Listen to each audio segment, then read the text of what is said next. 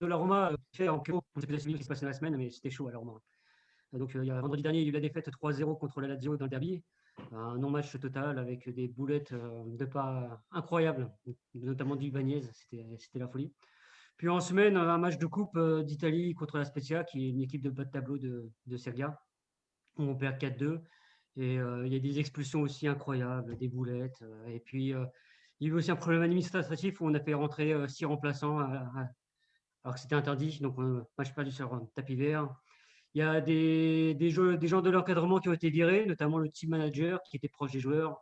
Ça a fait une fronderie, une mutinerie aussi dans l'équipe, notamment de Dzeko, justement, qui a été du coup mis au repos, entre guillemets, pour le match d'hier.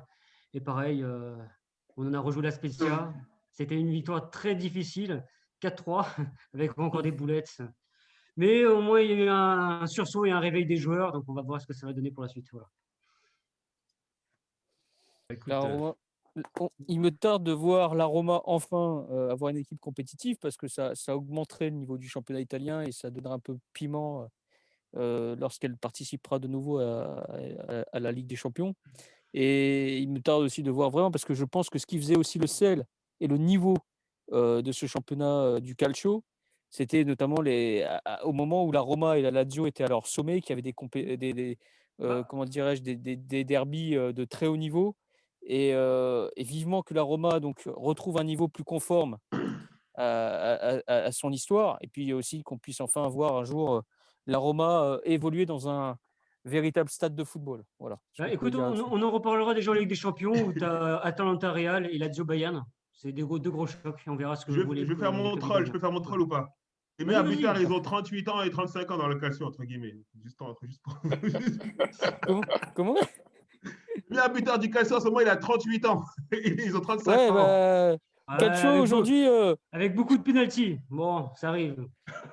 Mais c'est vrai que le championnat d'Italie, c'est vraiment un championnat, comment dirais-je, qui est un petit peu sponsorisé par plusieurs EHPAD, si je puis dire. Et ça donne pas, comment dirais-je, une bonne idée du niveau du championnat. Voilà, c'est un peu.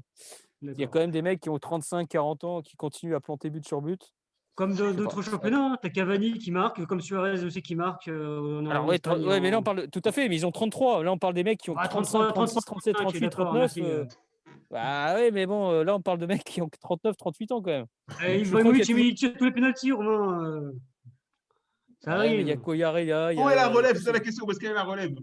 On verra justement. Je pense qu'il y a des bons attaquants. Sans oublier qu'il y en a un qui est sorti de sa retraite pour revenir à la maison en Italie.